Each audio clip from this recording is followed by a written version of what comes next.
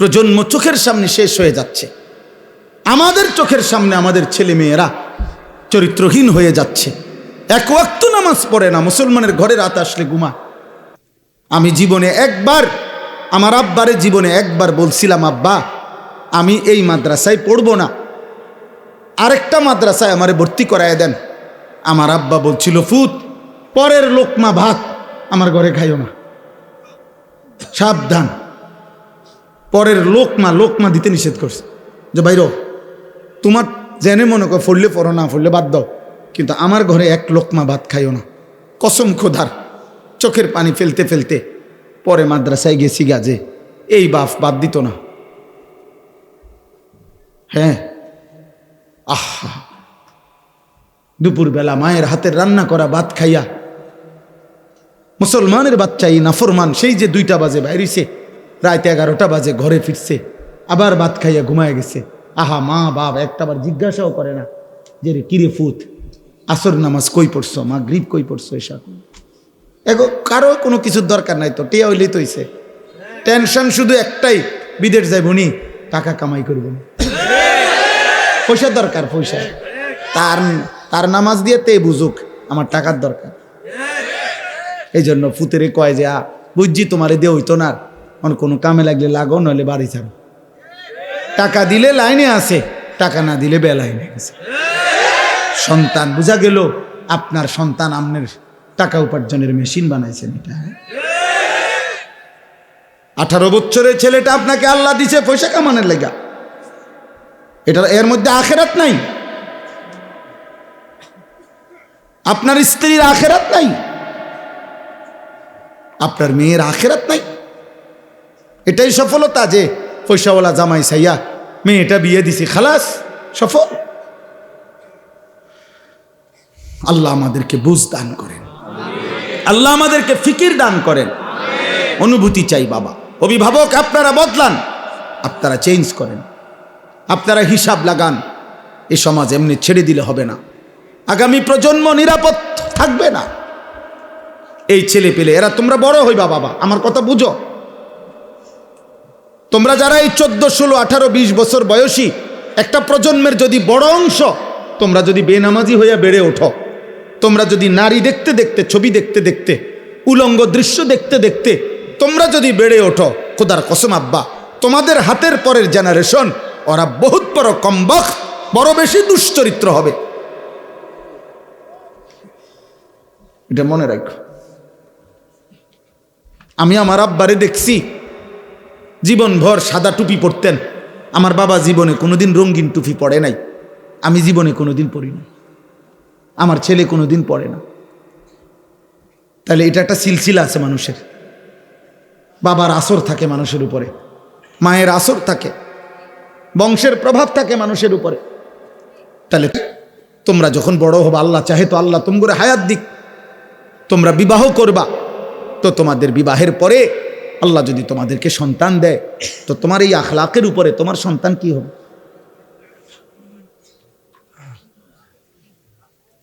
বলো ভাই। একটা ছেলে ভাইব, আল্লাহ তৌফিক দান করেন। চলেন এই আয়াতগুলোর অর্থ শুনে। আল্লাহ তাআলা বলেন সূরা কাসাস 28 নম্বর সূরা, দেরি করব না, শুধু অর্থ বলুন। 20 নম্বর পারা, সূরা কাসাস 28 নম্বর সূরা, 51 থেকে 56 6টি আয়াত পড়ছি। এই তর্জমা বলি। আগে 1 মিনিট তর্জমার জন্য সুবিধার্থে 2টা মিনিট একটা কথা বলি। আমাদের নবী সাল্লাল্লাহু আলাইহি ওয়াসাল্লাম, ওনার সাহাবারা, নবীজি সহ প্রকৃত বড় যেই হিজরত করছেন সেটা হলো মক্কা থেকে মদিনা। কোথায়? কিন্তু এর আগে সাহাবারা নবীজির নির্দেশে আরেকটি হিজরত করছিলেন, সেটা হলো মক্কা থেকে আবিসিনিয়া, হাবাসা, আবিসিনিয়া এলাকা। ওইখানকার বাদশাহ ছিল বাদশাহ নাজ্জাশী, যিনি খ্রিস্টান ছিলেন, এবং তার উজির সভাসদ তারাও ছিল খ্রিস্টান। ওইটা খ্রিস্টান অধ্যুষিত এলাকা ছিল। বর্তমান মানচিত্রে এটার নাম হলো ইথিওপিয়া। আমার যে দেখাইছিলেন একজন, না হ্যাঁ, আল্লাহর ঘরে একজন মৌলানা দেখছিলাম আমরা, ইথিওপিয়া। আলেম। তো এই ইথিওপিয়া মানে আবিসিনিয়া বলতো আগে, হাবাসা, এই হাবসার মধ্যে আল্লাহর নবী সাল্লাল্লাহু সাল্লামের আদেশে নবীজি সাল্লাল্লাহু সাল্লামের নবুয়তের ৭ম বছর সাহাবায়ে কেরাম প্রায় ৭২ থেকে ৭৪ জন ওনারা মক্কা থেকে সেখানে হিজরত করে গেছিলেন। তো তারা যখন, আমি সংক্ষেপে বলতেছি, তারা যখন হিজরত করে চলে গেছে মক্কা ছেড়ে ওই এলাকায়, এই খ্রিস্টানদের এলাকায় নিরাপত্তার জন্য, ওই বাদশা খুব ন্যায়পরায়ণ ছিল, এই নাজ্জাশী বাদশা। তো মক্কার 2 জন কুরাইশ নেতা, কাফের নেতা মক্কায়, তারা ওই আবিসিনিয়ায় গেছে নাজ্জাশী বাদশার কাছে অভিযোগ নিয়া যে আপনার এলাকায় আমাদের এলাকার থেকে কিছু দুষ্কৃতিকারী, কিছু মনে করেন চোর ডাকাইতের মতো কইল আর কি, বা কিছু খারাপ চরিত্রের লোক আমাদের এলাকার থেকে ভাইগা আপনার এলাকায় এসে আশ্রয় নিছে, আপনি তাদেরকে আমাদের কাছে ফিরাইয়া দেন, নয়তো আপনার এলাকার নিরাপত্তা শূন্যতা হবে। তো নাজ্জাশী বাদশাহ খ্রিস্টান, সে বলতেছে যেই আসুক আমি সরাসরি তার মুখ থেকে তাদের আত্মপক্ষ সমর্থনের সুযোগ না দিয়া আমি তোমাদের হাতে তুলে দেব না, বাইর করব না, ওরা কথা বলে রোক, আমি শুনি কি কইতে চায়। তো বাদশাহ নাজ্জাশী তখন ওই সাহাবায়ে কেরামের এই জামাতকে খবর দিছে যে তোমাদের বিশেষ একটা প্রতিনিধি বাদশার দরবারে আসো এবং তোমাদের কথা বলো, তোমরা কোত্থেকে আসছো, কেন আসছো, কি হয়েছে তোমাদের ঘটনা বলো।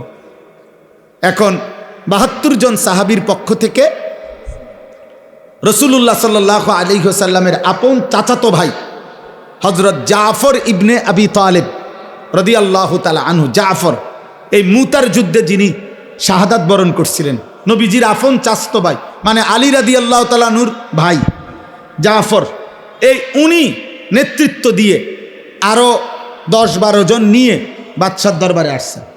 আয়েশা বাদশাহ এবার বলছে যে এই 2 জনকে চিনো?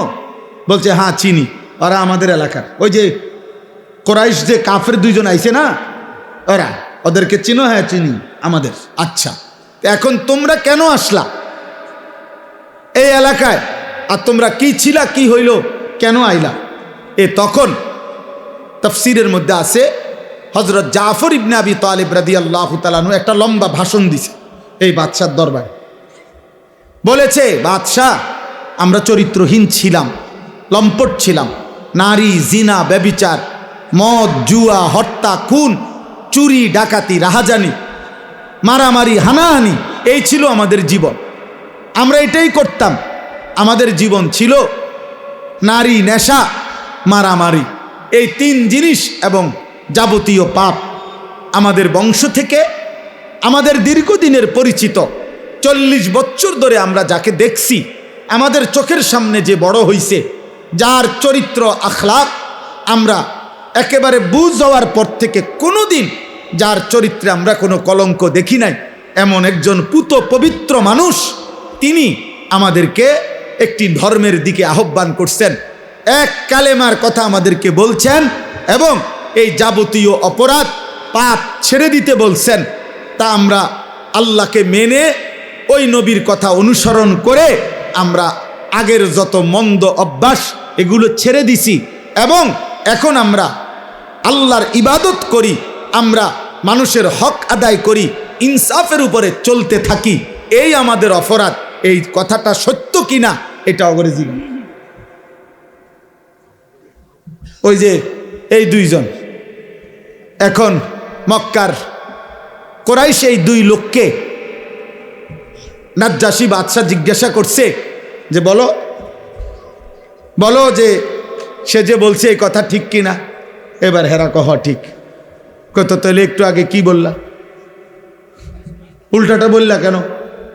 তারা আগে না খারাপ ছিল, এখন তো তারা ভালো হয়েছে। তখন এই শুনেন কথাটা, নাজ্জাশী বাদশা তখন উপস্থিত তার খ্রিস্টান যারা সভাসদ মানে উজির নাজির, তারা তো সব বসে রয়েছে। তো তাদের সামনে বাদশাহ নাজ্জাশী তখন তিনি বললেন ওই যে জাফর রাদিয়াল্লাহু তাআলা আনহুকে, যে তাহলে তোমাদের সেই নবীর উপরে নাজেলকৃত যেই কিতাব কোরআন আসমানি কিতাব, এটা আমার একটু শোনাও তো। তো তখন হযরত জাফর রাদিয়াল্লাহু তাআলা আনহু সূরা মরিয়ম, যেখানে আল্লাহ তাআলা হযরতে মরিয়ম এবং ঈসা আলাইহিস সালামের কথা উল্লেখ করছেন, তারা তো উনারই মানে, কথা বুঝছেন কি না? উনারে মানে না, খ্রিস্টানরা ঈসা এবং মরিয়মকে মানে। এই সূরাটা তেলাওয়াত করছে আল্লাহর দয়ায়, তিনি তেলাওয়াত করছেন আল্লাহর কোরআন। আর নাজ্জাশী বাদশার দুই গাল দিয়া, চোখ দিয়া অঝরে পানি ঝরতেছিল। পুরা মজমার যত উজির নাজির সব অঝরে কাঁদতেছিল। যখন তেলাওয়াত থামছে তখন তিনি বললেন নাজ্জাশী যে আল্লাহর কসম, আমি তোমাদের নবীর নাজিলকৃত এই কোরআনের কথা আমি সর্বান্তকরণে মেনে নিলাম। উপস্থিত অনেক লোক এবং বাদশাহ কালেমা পড়ে ইমানদার হইলেন। এরপরে আল্লাহর নবী সাল্লাল্লাহু আলাইহি সাল্লাম যখন নিজে সশরীরে মক্কা থেকে মদিনায় হিজরত করে গেলেন, মদিনায় হিজরতের 7 বছর পর 7ম হিজরিতে মদিনার ইহুদিদের সাথে সাহাবাদের নবীজির একটা চূড়ান্ত যুদ্ধ হয়েছিল, খায়বরের যুদ্ধ। এই খায়বরের যুদ্ধে আল্লাহ তাআলা যখন মুসলমানদেরকে বিজয় দিছেন, এই বিজয়ের পরপর তখন ওই আবিসিনিয়াতে যেই সাহাবীরা এতদিন ওইখানে ছিল, উনারা আর ওইখান থেকে যারা খ্রিস্টান ধর্ম থেকে মুসলমান হয়েছে, এরকম একটা প্রতিনিধি দল মদিনায় আল্লাহ রাসূল সাল্লাল্লাহু আলাইহি সাল্লামের কাছে আসছে। এখানে আসছে আর কি, মদিনায় এখন আসছে। আসার পরে তারা আল্লাহর নবী সাল্লাল্লাহু আলাইহি ওয়াসাল্লাম ওনার কাছে তারা বলছে, আমরা আপনার প্রতিনিধির হাতেই আমরা প্রথম তেলাওয়াত আল্লাহর কোরআন শুনেই আমরা কালেমা পড়ছি, এবং আমরা ইতিপূর্বেও আমাদের নবী ঈসার উপরে নাজিলকৃত ইনজিল এবং আমাদের নবী ঈসাকে আমরা আপনার কোরআনের বর্ণনা যেরকম ঈসা নবীর ব্যাপারে আল্লাহর বান্দা, তিনি আল্লাহর পুত্র না, আমরা ঠিক এটাই মানতাম এবং ইনজিল আমরা মেনে নিছি। আবার আপনার কোরআনও মানলাম, আপনার উপরও আমরা ঈমান আনলাম। আমরা কারো সাথে মন্দ আচরণ করি না। আমরা আপনার জন্য এখন আমাদের আর্থিক সম্পত্তি থেকে সাদাকা করতে চাই, দান করতে চাই। আমরা আমাদের আখলাক ওনাদের সংস্পর্শে আমরা শুনাইলাম। এই কথাগুলো যখন শুনাইছেন তখন আল্লাহ তাআলা কোরআনুল কারীমের এই আয়াতগুলো নাজিল করে এই মানুষগুলো যারা আসছে, যারা আগে নবীর উপরে ঈমান রাখছে, ইনজিল মেনে নিছে, এখন আবার পুনরায় কোরআন শুনেই মেনে নিছে, নবীজিকেও মেনে নিছে, আল্লাহ তাদের প্রশংসা করতে গিয়ে কোরআনুল কারীমের এই আয়াতগুলো নাজিল করেছে। এবার দেখেন তরজমা। আল্লাহ তাআলা বলেন, ওয়ালাকাদ ওয়াসালনা লাহুমুল কওলা লাআল্লাহুম ইয়াতাযাক্কারুন। আল্লাহ তাআলা বলেন, আমি আল্লাহ আমার কোরআনের মধ্যে যাবতীয় কথা বারংবার বলেছি। কোনো কথাই আমি অস্পষ্ট, অগোছালো, সামান্য ইঙ্গিত অল্প স্বল্প বলে ছেড়ে দেই নাই। প্রত্যেক কথা আল্লাহর প্রতি ঈমান, রাসূলের প্রতি ঈমান, আখিরাতের প্রতি ঈমান, যা বলা দরকার তা বারবার বারবার বারবার, এই ওয়াসালনা শব্দের অর্থ বারবার বারবার বলেছি, যেন আমার বান্দার কলিজায় ঢোকে, যেন প্রত্যেকেই আমি আল্লাহর কথার থেকে উপদেশ গ্রহণ করতে পারে। এবার আল্লাহ বলেন, বন্ধু আপনাকে শুনাইতেছি, আল্লাযীনা আতাইনাহুমুল কিতাবা মিন ক্বাবলিহি ওয়া হুম বিহি ইউমিনুন। যে মানুষগুলো আপনার সামনে আছে, এরা ইতিপূর্বে আমি যেই আসমানি কিতাব নাজিল করেছিলাম ইনজিল, তার উপরে ঈমানদার ছিল। ওরা না বললো আমরা ছিলাম, আল্লাহ স্বীকৃতি দিছে, হ্যাঁ এরা ছিল। ওয়া ইদা ইউতলা আলাইহিম, আবার যখন তাদের সামনে আমার কোরআন তেলাওয়াত করা হলো, ক্বালু আমান্না বিহি, এরা সাথে সাথে বলছে আমরা এটাও মেনে নিলাম। ইন্নাহুল হাক্কু মির রাব্বিনা, এই কোরআন নিশ্চয়ই আমাদের আল্লাহর পক্ষ থেকে সত্যি সত্যি নাজিল হয়েছে। সুবহানাল্লাহ। ইন্না কুন্না মিন ক্বাবলিহি মুসলিমিন, ইতিপূর্বেও আমরা আল্লাহর আনুগত্যই ছিলাম, আজ আমরা নতুন করে আখিরি নবীকেও মেনে নিলাম, কোরআনকেও মেনে নিলাম। আল্লাহ বল, বন্ধু এবার তাদের পুরস্কার শোনেন। উলাইকা ইউতাউনা আজরাহুম মাররাতাইন। আল্লাহ বলেন, আমি আল্লাহ ওয়াদা দিলাম ইতিপূর্বেও যারা আমি আল্লাহকে মেনে নিছে, এখন আপনাকেও মানছে, কোরআনকেও মানছে, আমি আল্লাহ ওয়াদা দিলাম তাদের প্রত্যেকটি নেক আমলের বিনিময় আমি আল্লাহ দ্বিগুণ দ্বিগুণ ডাবল ডাবল নিয়ামত পুরস্কার প্রতিদান দিতে থাকব, সওয়াব দিতে। তাদের প্রত্যেক আমলের ডাবল ডাবল নেকি, প্রত্যেক আমলের কি। এজন্য পূর্ববর্তী দিন যদি কেউ ইয়াকিনের সাথে মেনে আবার ইসলাম গ্রহণ করে, কালেমা গ্রহণ করে, কোরআন গ্রহণ করে, আল্লাহ বলেন তার প্রথম পুরস্কার হলো তার সব আমল ডাবল ডাবল নেকি। আল্লাহ বলেন এ দেখেন আরেকটু, আল্লাহ বলে বন্ধু এরা তো আগেও ইমানদার ছিল, এখনো আবার ইমানদার হইল, এ কারণেও তাদের নেকি দ্বিগুণ দ্বিগুণ। কিন্তু শুধু এই কারণে না, তাদের মধ্যে আরো কিছু গুণ আছে। এবার আল্লাহ এই গুণগুলোর প্রশংসা করতেছে, যে এদের মধ্যে আরো কিছু গুণ আছে, এই গুণগুলো কারণেও আমি আল্লাহ কিয়ামত পর্যন্ত যার মধ্যেই থাকবে তাদেরকেও আমি আমার নেকি দ্বিগুণ দ্বিগুণ দিতে থাকব। বিমা সাবারু, তারা আমি আল্লাহর হুকুমের উপরে সবর করেছে, ধৈর্য ধারণ করেছে। একবার বলেছি ঈসা নবীকে মানো, মানছে। এখন বলছি আখিরি নবীকে মানো, মানছে। একবার বলছি ইনজিল মানছে, আবার বলছি কোরআন মানতে, এখন তারা কোরআন মেনে নিছে। তাহলে তারা আমার হুকুমের উপরে ধৈর্য ধারণ করেছে। অতএব যে আমার হুকুমের উপরে ধৈর্য ধারণ করে আমি তার নিয়ামত, তার নেকি, তার পুরস্কার দ্বিগুণ দ্বিগুণ দিতে থাকব। 2, ওয়ায়াদরাউনা বিল হাসানাতিস সাইয়্যিআহ, তাদের একটা বড় স্বভাব, তারা যেই কোনো মন্দ আচরণের জবাবে উত্তম আচরণ দ্বারা সেটা প্রতিহত করে। এটা তাদের, এজন্য তাদের পুরস্কার দ্বিগুণ। আর এই গুণ যার মধ্যে থাকবে, মন্দ আচরণের জবাবে যে উত্তম আচরণ করবে মানুষের সাথে, আমি তাকেও দ্বিগুণ দ্বিগুণ নেকি দিতে থাকব। 3 নাম্বার, ওয়ামিম্মা রাযাকনাহুম ইউনফিকুন, আমি আল্লাহর দেওয়া রিজিক থেকে তারা আমার পথে সাদাকা করছে, দান করছে, এ কারণে তাদের পুরস্কার দ্বিগুণ দ্বিগুণ। এই পুরস্কার কিয়ামত পর্যন্ত যারা আমি আল্লাহকে মেনে আমার পথে প্রতিনিয়ত দান সদকা করতে থাকবে তাদের নেকিও আমি আল্লাহ দেব দ্বিগুণ দ্বিগুণ। 4 নাম্বার, ওয়া ইজা সামিউল লাগওয়া আরাজু আনহু ওয়া ক্বালু লানা আমালুনা ওয়া লাকুম আমালুকুম। আল্লাহ বলে তাদের একটা বড় বৈশিষ্ট্য, যেই কোনো বেহুদা কথা, বেহুদা কাজ, মন্দ কথা, গুনামিশ্রিত কথা, অশ্লীল কথা, বেহায়া কথা, অসভ্য কথা, নাজায়েজ কথা, হারাম কথার কোনো মজলিস পরিবেশ তারা যখনই দেখে শুনে, আরাজু আনহু, তারা তার থেকে সরে যায়। আর তাদেরকে গুনার এই কথার মধ্যে যদি যোগ দিতে বলে, ও আইও না, কুদুর বইও না, গপ মারি, গীবত করি, পরের গালিগালাজ করি, তারা বলে লানা আমালুনা ওয়া লাকুম আমালুকুম, তোমার কাজ নিয়ে তুমি থাকো, আমি আমার আল্লাহ নিয়ে আসি। সালামুন আলাইকুম, তোমার জন্য আল্লাহর কাছ থেকে শান্তি কামনা করছি, আল্লাহ যেন তোমাদেরকেও হেদায়েত দেয়। লা নাবতাগিল জাহিলিন, কোন জাহেল, মূর্খ, নাফরমান, পাপীর সঙ্গী আমরা হতে রাজি না। আল্লাহ বলে এটা তাদের আখলাক, এজন্য তাদের পুরস্কার দ্বিগুণ দ্বিগুণ কিয়ামত পর্যন্ত।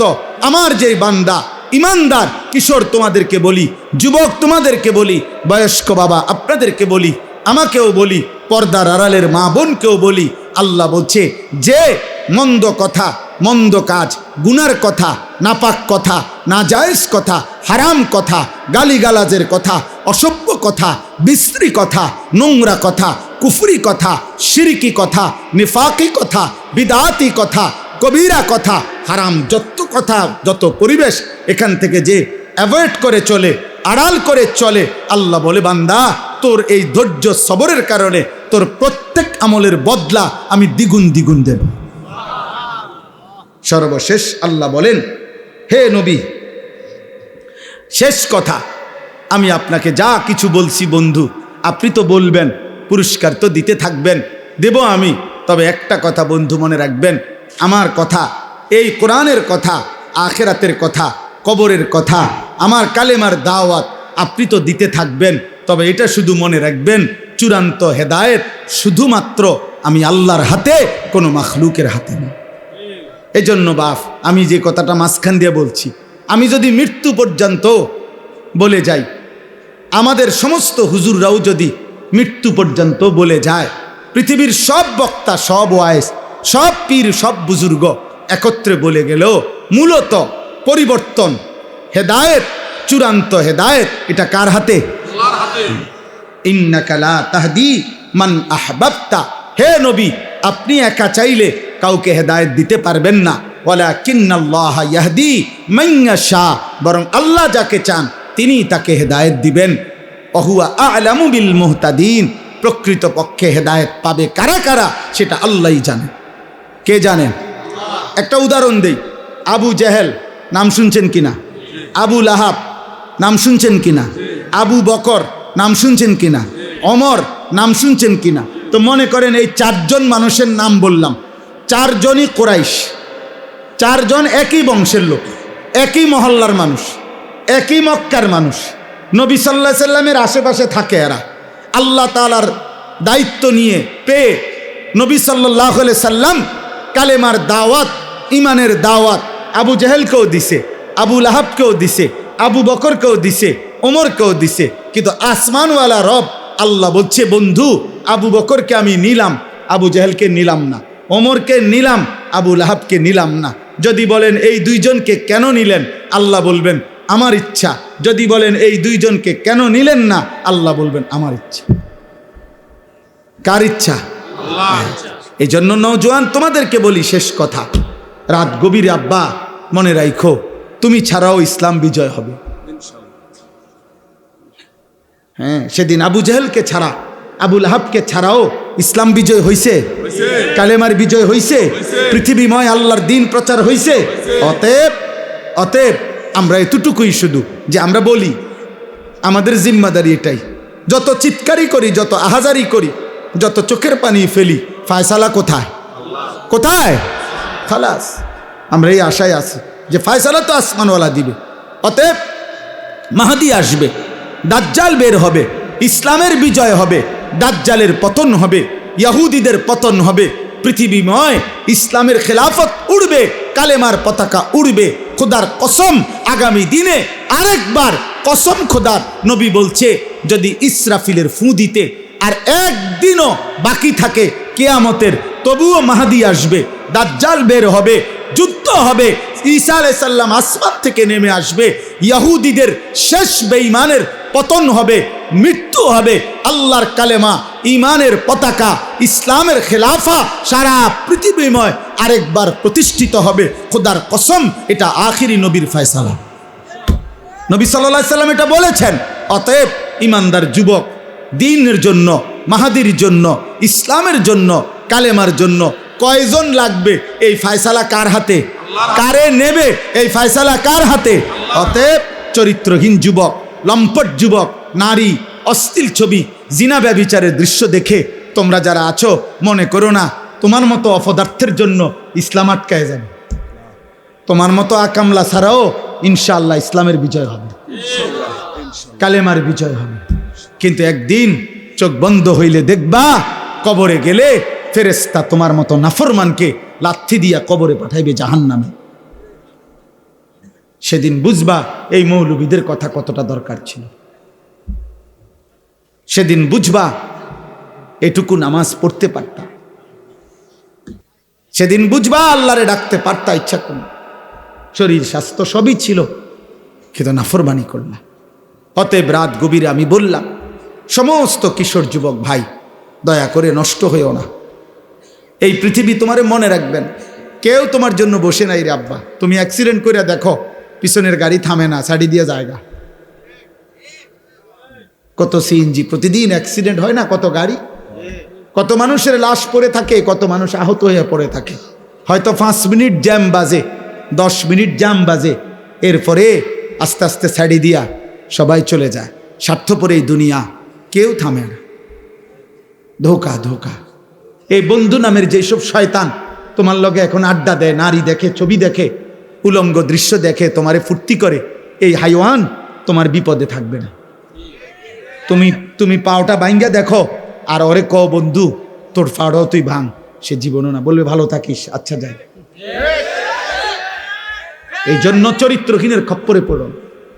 আমি বললাম চরিত্রহীনের খপ্পরে পড়ো, নিজেরে চালাক মনে করো। আম হাসিবাল্লাযীনা ইয়ামালুনা আস-সাইয়্যাতি আন ইয়াসবিকুনা, আল্লাহ বলে বান্দা ভেবো না গুনাহ করে আমারে ডিঙ্গায় লাইবা। আল্লাহ নিষেধ করছে, বান্দা পুলিশ, র্যাব, বিজিবি, আর্মি সব তুমি ফাঁকি দিবা, এই পৃথিবীর সব, কিন্তু আমারে ফাঁকি দিবা কেন? আমাকে ডিঙ্গাইবা কেন? অতএব বাপ, অনেক রাত হয়ে গেল, আমি সবার কাছে অনুরোধ করি, প্রিয় কিশোর, প্রিয় নৌজওয়ান, চোখের হেফাজত করো। নারী দেখো না, অশ্লীল ছবি দেখো না বাপ, উলঙ্গ ছবি দেখো না, মোবাইলের আসক্ত হয়েও না, নিজেরই হেফাজত করো। 5 ওয়াক্ত নামাজ পড়ো, ফজরের নামাজ কষ্ট করে হলেও জামাতের সাথে পড়ো। দেখবা ফজরের মুসল্লি যারা, আমি বলে গেলাম মাহাদির সৈনিক তারা। ফজরের মুসল্লি যারা দাজ্জালের বিরুদ্ধে লড়বে তারা। ফজরের মুসল্লি যারা বিশ্বময় কালেমার পতাকা উড়াবে তারা। এটা মাহাদির এবং ঈসার নেতৃত্বে দাজ্জালের বিরুদ্ধে, ইহুদিদের বিরুদ্ধে হাদিসের বক্তব্য হলো শেষ যুদ্ধ, চূড়ান্ত লড়াই ফজরের নামাজের পরে শুরু হবে। ফজরের মুসল্লিদেরকে সাথে নিয়ে মাহাদি এবং ঈসা যুদ্ধ শুরু করবে। আসরের নামাজের ভিতরেই, আসরের ওয়াক্ত হইতে হইতেই দাজ্জাল নিহত হবে এবং সমস্ত ইহুদি নিহত হবে, এবং আসরের ওয়াক্তে মাহাদি এবং ঈসার নেতৃত্বে মসজিদে আকসা বিজয়ের পতাকা, ইমানের পতাকা উড়বে, সারা পৃথিবীময় ইসলামের খিলাফা প্রতিষ্ঠিত। হয় আমি দেখবো, নয় তুমি দেখবে, নয় আমার সন্তান দেখবে, কিন্তু আল্লাহ রাসূল সাল্লাল্লাহু আলাইহি সাল্লামের এই কথা বৃথা হবে। কোনো জালেমের পতনের আগে কেউ বোঝে না কেমনে পতন, কেমনে পর, কিন্তু যে সময় জায়গা সে সময় সবাই বোঝে যে এমনি যাইতে আছে।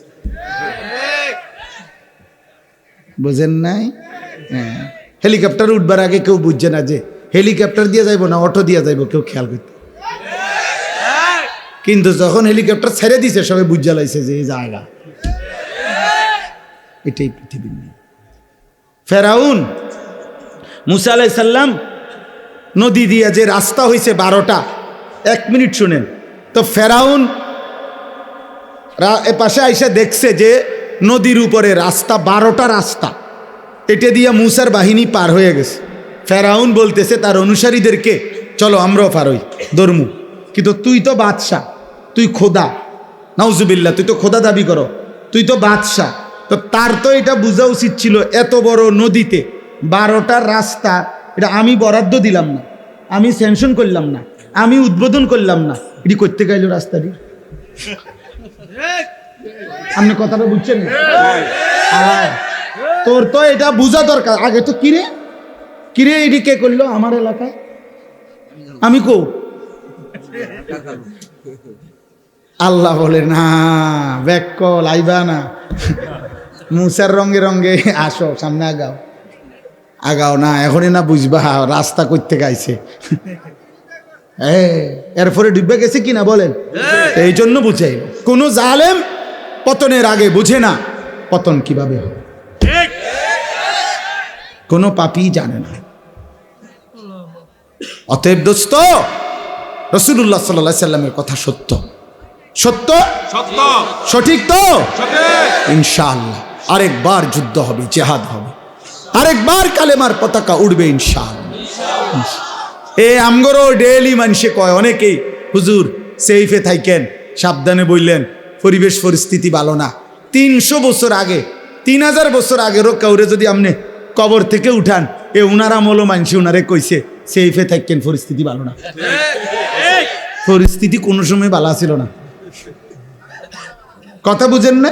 সব সময় কি ইমানের পরীক্ষা দিতেই হবে, কালেমার পরীক্ষা দিতেই হবে। সেফে থাকার কিছু নাই, গুলি করুক, খুন করুক, আর গুম করুক, আর যাই করুক, আমার পরিষ্কার বক্তব্য, যে যাই করে কিন্তু খোদার কসম শেষ পর্যন্ত আমাকে তো আমার আল্লাহর কাছেই ফেরত পাঠাবে, আর আমার মালিক ইনসাফ করবে ইনশাআল্লাহ।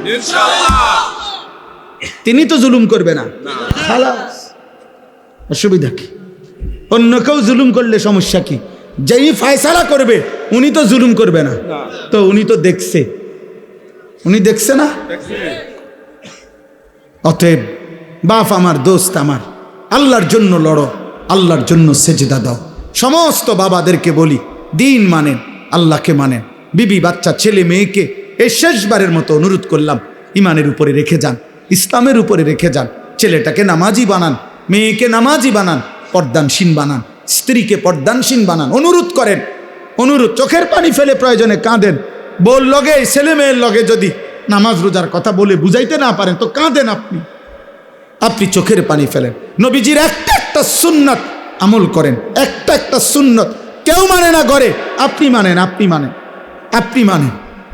নবীর সুন্নাতি জীবন, সুন্নাতেই অনুসরণ, সুন্নাতেই আখেরাত, সুন্নাতেই ভালোবাসা, সুন্নাতেই ইত্তেবা, সুন্নাতেই জান্নাত। আমি প্রতিদিন এই কিতাব বিক্রি করি আমার গাড়িতে, সাদা গাড়িতে। তালিমুস সুন্নাহ, আমাদের নবী সাল্লাল্লাহু আলাইহি সাল্লামের জীবনের সমস্ত সুন্নাত প্রায় 600 পৃষ্ঠা ব্যাপী এই কিতাবের মধ্যে বাংলায় আছে। বাংলাদেশের একজন বড় বুজুর্গ, ঢাকা গাজীপুরের অধ্যক্ষ মিজানুর রহমান চৌধুরী, অনেক বড় আল্লাহওয়ালা বুজুর্গ, আলেম, জ্ঞানী। উনি অনেক আলেমদের সমন্বয়ে নবীজির জীবনের ছোট বড় সমস্ত সুন্নাত একেবারে দলিল সহ এই কিতাবের মধ্যে উল্লেখ করছেন। 400 টাকা মূল্যে আমরা এটা বিক্রি করি, একটা আশায় বিক্রি করি। উদ্দেশ্য, আমি এটা হজরতের কাছ থেকে আনছি, আইনা আইনা বেচি। কেন? আমার একটা আশা যে মুসলমানের ঘরে ঘরে একটা বই সুন্নাতের পৌঁছুক। একটা সময় মুসলমানদের ঘরে ঘরে মুকসুদুল মুমিনিন বই ঘরে ঘরে থাকতো, বেহেশতি জেউর বই ঘরে ঘরে থাকতো, কোরআন শরীফের তর্জমা ঘরে ঘরে থাকতো। কম বেশি যখন যে পারছে কুদ্দুর কাদ্দুর হইলেও পড়ছে, আজ আর পড়া নাই। মোবাইল টিপতে টিপতে জাতি শেষ, বুড়াও শেষ, জোয়ানও শেষ। এই জন্য আরেকবার রসুলের সুন্নাতের একটা কিতাব সুযোগ থাকলে আমাদের সাদা গাড়ির থেকে কিনেন। আল্লাহ আপনাদেরকে তৌফিক দেন, আল্লাহ আপনাদেরকে কবুল করেন। আজকের এই মুবারক মাহফিলে আল্লাহ তাআলা বরকত দেন। আমার জন্য দোয়া করবেন। আল্লাহর কথা যদি কেউ মনোযোগ দিয়ে না শুনে, চুপ না থাকে, রহমত বরকত হয় না, ফায়দা হয় না। কোরআনুল কারীমের মধ্যে আল্লাহ তাআলা বলছেন, ওয়া ইযা কুরিআল কুরআনু ফাসতামিউ লাহু ওয়া আনসিতু লাআল্লাকুম তুরহামুন। আল্লাহ তাআলা বলেন, যখন আমার কোরআন পড়া হয়, বলা হয়, তোমাদের সামনে শোনানো হয়, তখন তোমরা দুইটা কাজ করো, দুইটা আদেশ। এক, মনোযোগ দিয়ে শোনো। দুই, চুপ থাকো। এটা আল্লাহর আদেশ যে মনোযোগ দিয়ে শোনো এবং চুপ থাকো। লাআল্লাকুম তুরহামুন। আল্লাহ তাআলা বলেন, যদি মনোযোগ দিয়ে শোনো এবং চুপ থাকো, অবশ্যই তোমাদের উপরে রহমত বর্ষিত হবে। তাফসিরের মধ্যে আছে রুহুল মাআনিতে, রহমত বর্ষিত হবে মানে কি? মানে হলো আল্লাহর কথা কেউ যদি মনোযোগ দিয়ে শুনে চুপ থাকে তো আল্লাহ তাআলা তাকে রহমত দেয়। মানে হলো আল্লাহর কথা মানার তৌফিক দেয়, গ্রহণ করার তৌফিক দেয়। এজন্য নবী সাল্লাল্লাহু আলাইহি সাল্লামের জামানায় এই মূর্তি পূজক মুশরিকরা, তারা পর্যন্ত নবী সাল্লাল্লাহু আলাইহি সাল্লামের কোরআন তেলাওয়াত যারাই মনোযোগ দিয়ে শুনছে, ধীরে ধীরে আল্লাহ তাআলা তাদের হৃদয়ে পরিবর্তন করে দিছে, ফলে কালেমাওয়ালা হয়ে গেছে। কোরআনুল কারীমের মধ্যে আশ্চর্য এই প্রভাব, এটা দিল বদলায়, হৃদয়ের মধ্যে পরিবর্তন আনে, কলিজা নড়ে, দিল নড়ে। আল্লাহ তাআলা কোরআনুল কারীমের মধ্যে বলছেন, কোরআনুল কারীমের বৈশিষ্ট্য বলছেন, তাকশাইরু মিনহু জুলুদুল্লাযীনা ইয়াখশাউনা রাব্বাহুম। আরে ভাই, কথা বলো কেন তোমরা? কি আশ্চর্য কথা বলে, বারবার নিষেধ করছি, কথা বলছেন কেন? এই বেটা, বাচ্চা বেটা, মোবাইল ধরে রাখছো কেন? অপদার্থ কোথাকার। এতটুকু ছোট বাচ্চার অভিভাবক নাই এখানে? খামখেয়ালি শুরু করলেন আপনারা। বলেন, এটা তামাশা করলে কি হবে? কোনো কথা যদি দিল দিয়ে মনোযোগ দিয়ে নাই শুনলেন, নাই বলতে পারলাম, তো বক্তা আসছে তো তামসা চাইছেন, এখন যান, এখন বলেন। এই বক্তা দাওয়াত দিছিল ওনারা, তো আমি আসছি, তো সারছে তো, আর কি। এখন তো তামসা চাইছেন বক্তার, এখন যান তাইলে। আল্লাহর কথা শোনা দরকার ভাই। এই সবাই মিলে আমরা এক ধরনের প্রদর্শনমুখী হয়ে গেছে। সবাই ভাবি যে কারে আনলে লোক হইব। হ্যাঁ, তো লোক হয়েছে। তো এখন তো কি হয়েছে? এখন আমার কবর রাজাব মাপ, আপনাদের কবর রাজাব মাপ, মাহফিলওয়ালাদের কবর রাজাব মাপ। তো তো কি করবেন এটা দিয়া? কোনো বক্তার জনপ্রিয়তা দিয়ে আপনি কি করবেন? আমারে মনে করেন 1 কোটি মানুষ চিনে, তো আমনের কি? আমারে না চিনে তো আমনের কি? কথা বলেন। আমার কি? আমার নিজের ফায়দা কি? কোরআনুল কারীমের মধ্যে আছে, আল্লাহ তাআলা বলেন, অকুল্লুহুম আতিহি ইয়াউমাল কিয়ামাতি ফারদা। কিয়ামতের দিন আল্লাহ তাআলার সামনে সকলকেই আসতে হবে। আল্লাহ তাআলা বলছে ফারদান, একজন একজন। তাহলে আমি জনপ্রিয়তা দিয়া যে ওই আমার ফুলান্ডি ডাক, আমি এখন আল্লাহর কাছে যাইতেছি হিসাব দিতে, এ কথা বললে হবে? তো তাইলে বলবেন কি? এই জন্য বাপ, এটা জরুরি বিষয়। আল্লাহর কথা যদি মনোযোগ দিয়ে নাই শুনেন, তো শুধু শুধু এই কষ্ট, এই রাত জাগা।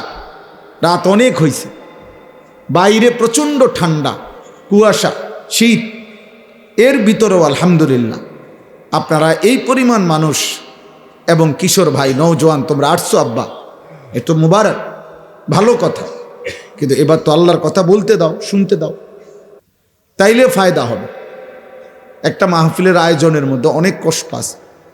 কারো 10 টাকা, কারো 2 টাকা আছে, কারো 50 টাকা, কারো 100 টাকা। এই 10 টাকা 50 টাকা জমা কেউ হয়তো বলছে যে আচ্ছা যায় না, আইয়েন, আরে রবিবারে আইয়েন, কেউ কইছে সোমবারে আইয়েন, ফিরাই দিছে, বেচারা হয়তো আবার গেছে। তো এইভাবে বারবার গিয়া গিয়া দাঁড়ে দাঁড়ে একটা মাহফিলের জন্য কালেকশন করে, কষ্ট করে। এরপরে এই আয়োজন হয়, এই আলো, এই ঝলমক, এই প্যান্ডেল, এই সামিয়ানা, এই সব কিছু হয়। তাহলে এই সব কিছু যে 10 টাকা দিছে, 100 টাকা দিছে, সেও তো সওয়াবের আশায় দিছে। তো এর মানে যদি এই কষ্টের এই আয়োজন, ভালোবাসার এই আয়োজনের মাকসাদ কিছু বুট বাদাম বিক্রি হইল, কিছু চিল্লাচিল্লি হইল, 2-4 জন পরিচিত বক্তা, এখন যাদের ওয়াজ অনেকে শুনে মনে করেন এরকম, তো ওনারা আসলো, হাঙ্গামা হইল, চিল্লাচিল্লি হইল, সকালবেলা সবাই মিলে শুধু এতটুকু আলোচনা হইল যে হ্যাঁ লোক হইছে, খালাস, শেষ তো না? এই অর্জন, এই মাহফিলের অর্জন হয়ে গেল, এটা সফলতা হয়ে গেল? তো বলে কোরআনুল কারীমের মধ্যে আল্লাহ তাআলা বলেন, ওয়া ইন তুতি আকসারা মান ফিল আরদ ইউদিল্লুকা আন সাবিলিল্লাহ। তো কোরআন শরীফের আয়াত। আল্লাহ তাআলা বলেন, বন্ধু নবীজিকে বলছেন, জমিনের মধ্যে বেশি মানুষ যেদিকে, আপনি যদি তাদেরকে অনুসরণ করেন বেশি মনে কইরা, তারা মনে রাখবেন আপনাকে আল্লাহর পথ থেকে গোমরাহ করে দিবে। কোরআনের আয়াত। আল্লাহ কোরআনুল কারীমের মধ্যে বলছে, ওয়া কালিলুম মিন ইবাদিয়াশ শাকুর, আমার কৃতজ্ঞ অনুগত বান্দা কম, কলিল।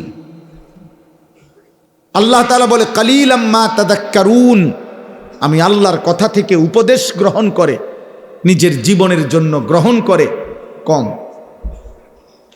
কালিলাম মা তাশকুরুন, আল্লাহ তাআলা বলেন আমি আল্লাহর কথা শুনে আমার কৃতজ্ঞতা আদায় করে কম। ইবলিস শয়তান আল্লাহকে বলছিল যে আল্লাহ আমি যাচ্ছি দুনিয়ায়, আপনি আমাকে তাড়ায় দিলেন, তবে মনে রাখবেন আমি দুনিয়াতে গিয়ে আপনার প্রতিটা বান্দার সামনে পিছনে ডানে বামে চতুর্দিক থেকে 24 ঘন্টা গুনার ওয়াসওয়াসা দেব, গুনাহ করতে চেষ্টা করাবো। ফলে ওয়ালা তাজিদু আকসারাহুম শাকিরিন, আপনার অধিকাংশ বান্দাকেই আপনি আপনার কৃতজ্ঞ পাবেন না। তাহলে বেশি এটা কোনো সফলতার কিছু না, কম এটা কোনো ব্যর্থতার কিছু না। সফলতা কিংবা ব্যর্থতা আখিরাতের বিবেচনায় সংখ্যার উপরে না, সংখ্যার উপরে। কোনো বক্তার শ্রোতা 10 লাখ হইলে উনি সফল, আর আরেক বক্তার শ্রোতা 10 জন হইলে উনি ব্যর্থ। তাহলে সফলতা কিংবা ব্যর্থতা সংখ্যার উপরে না আব্বা, আসমানওয়ালা রব গ্রহণ করার উপর। তিনি যদি গ্রহণ না করে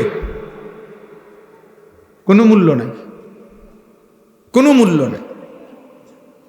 আমি 4 জন মানুষের সামনে বয়ান করছি, 4 জন, 10 জন মানুষের সামনে বয়ান করছি, 20 জন মানুষের সামনে বয়ান করছি, 10-20 জন মানুষের সামনে ঘড়ির ঘন্টায় 4 ঘন্টা বয়ান করছি টানা, এমন বহুদিন গেছে।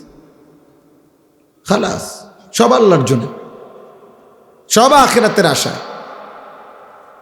অতএব কিশোর নওজোয়ান, একজনও, আমি আবারও বললাম, আমার কথা যদি শুনে থাকো তাহলে মোবাইল ধরে রাখো না, ওই যে দেখো ওই একজন।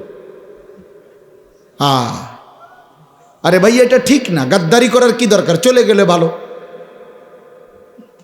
কথা না শুনে বেয়াদবি করার চাইতে চলে গেলেই তো ভালো, ঘুমায় গেলে ভালো। এই জন্য বললাম এটা দরকার। আমাদের মূল কোরআনুল কারীম আমি এখনই আপনাদেরকে শুনাইতেছি, প্রথম যে আয়াতটা পড়ছি শোনাচ্ছি। কিন্তু আমার প্রথম কথা হলো, আমরা প্রত্যেকে আজকের জন্য বলতেছি না, ছোট বড় যেই কোনো মাহফিলে, জুমার নামাজের বয়ানে, ওলামায়ে কেরামের নসিহত সর্বদাই মনোযোগ দিয়ে শোনা উচিত। এখানে খ্যাতির কিছু নাই। আপনার মসজিদের ইমামরে সারা বাংলাদেশের মানুষ চিনে না, এই জন্য আপনি শুনেন না। আমাদের মসজিদের ইমামরে সারা বাংলাদেশের মানুষ চিনার কি দরকার? সারা বাংলাদেশে আর ইমাম নাই তো আপনার হুজুরে সবাই চিনতে কেন? বাহি হুজুরে কি সিরে সবাই তো বইয়া বইয়া কথা বলেন না কেন? বাকিরা কি করতো তাহলে? হ্যাঁ, তো আপনার হুজুরে সবাই চিনতে, এটা একটা বেহুদা কথা না? এটা কি দরকার? আমার আখেরাতে না দরকার, আমার কবরের মাফে না দরকার। ফামান যুহজিহা আনিন নার ওয়া উদখিলাল জান্নাহ ফাকাদ ফাযা। আল্লাহ তাআলা কোরআনুল কারীমের মধ্যে বলছে, কিয়ামতের দিন যাকে জাহান্নাম থেকে মুক্তি দেওয়া হবে, জান্নাতে প্রবেশ করানো হবে, সেই কেবল সফল হলো, সেই কামিয়াব। দোস্ত মনে রাখবেন, আমার শায়েখ আল্লামা মুফতি মুশতাকুর নবী কাসেমি হুজুর বলছে, আমার এই সেদিনও সিলেট মাহফিলে দুপুরে খাইতে বৈশা বলছে, মাওলানা আমরা যেদিন মৃত্যুবরণ করব, মৃত্যু পর্যন্ত যদি আল্লাহর কথা আমরা বলতে থাকি, ওয়াজ নসিহত করতে থাকি, তারপরেও আমাদের মৃত্যু পর্যন্ত এই পৃথিবীতে ইমানদারও থাকবে, নাফরমানও থাকবে, অনুগতও থাকবে, বাটফারসিটারও থাকবে। বলে আর না, আমরা যদি আর কষ্ট মষ্ট করে আর 6টা মাস ঠিক মতো ওয়াজটা করে যাইতে পারি, মানুষ সব দিনদার হইয়া জোনায়েদ বাগদাদি হয়ে যাবে, এরকম বলে? তাইলে পৃথিবীতে আলো অন্ধকার, ইমানদার নাফরমান, অনুগত অবাধ্য, জালেম মজলুম থাকবেই, এই পাপী থাকবেই, নেককারও থাকবেই, সেজদাওয়ালাও থাকবে, সেজদা ছাড়াও থাকবে। কিন্তু আমি মরে গেলে যদি আমার কবর ক্ষতিগ্রস্ত হয়, আখিরাত ক্ষতিগ্রস্ত হয়, সেটা শুধরাবো কি? আমার মৃত্যুর পরে হইতে পারে এই লোক আমার পরবর্তী কারো কথায় হয়তো বদলায় গেছে, কিন্তু আমার যদি আখিরাত নষ্ট হয়,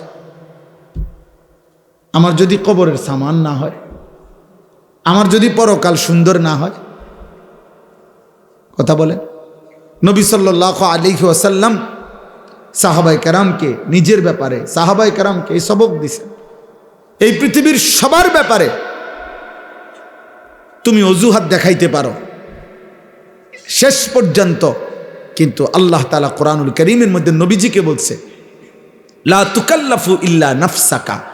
বন্ধু, প্রত্যেকের ব্যাপারে আপনি কোনো না কোনো কারণ দর্শাইতে পারবেন।